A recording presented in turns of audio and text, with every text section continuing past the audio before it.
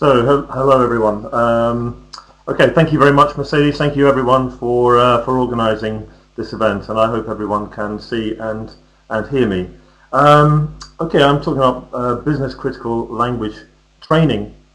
I'm getting messages from people. I was told I wasn't get messages as they come through, but thank you for those messages. My business is, I'm based in the UK as it says, but actually I don't do very much work in the UK. So far this year I've mainly worked in France and Finland and in Germany. Working mainly actually in the paper industry, but in other industries as well. And okay, people pay me money, large companies pay me money to go around the world and run what we call business critical language training. So everything from English for Finance in Hong Kong. I want to talk about the size of the whole business that we're in and how critical it is. So English for Finance in Hong Kong, but on the other hand, not to forget when we're looking at business critical language training that we're also talking about running business English training on the shop floor. So it's an enormous range, and what Lindsay was saying about working with executives, for me that's one very small part, working one-to-ones. What I'm very much looking at is the needs of a whole company from the very top to the bottom of the company, and there is of course an increasing need for all levels of business. Okay, why business critical language training? And I'm going to be running through these slides. First of all, the importance of English for international communication is greater than ever. So I've just been in France working with people at advisor level, technical level, people who've never really needed English before. As companies become more global, English is the language of communication, as we all know, and that's meant that this is greater. And companies are prepared to invest in proper training that helps the companies to work effectively. However, and this is the interesting point, there is major restructuring going on. There are job losses, closures.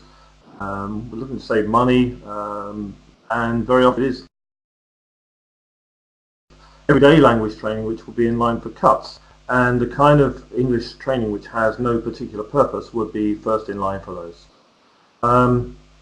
Therefore, we've got to be cost effective. And contributes to the success of.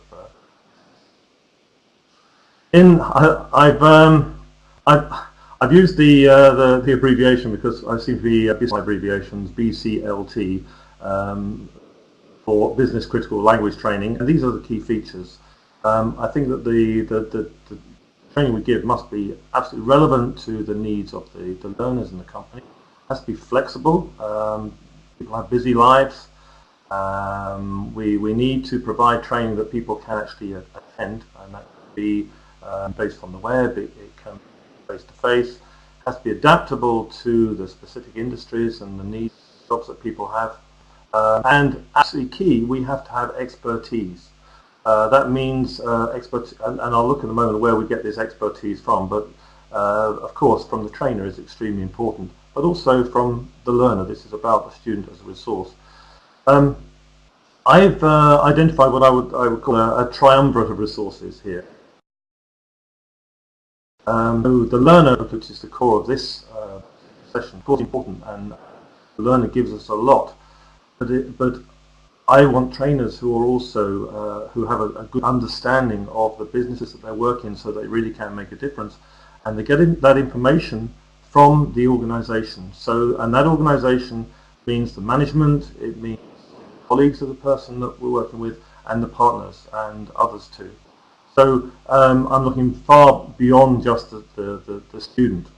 I've put on a slide here which I see as a blending of resources, and I'd like to, in the following slide, I'd like to know how my own business would fit into this. So if we look at enter here, so if we have the organisation has so much knowledge and information, the learner has this, and the trainer has this amount. Okay, when they come together, we will get really business effective training. Okay?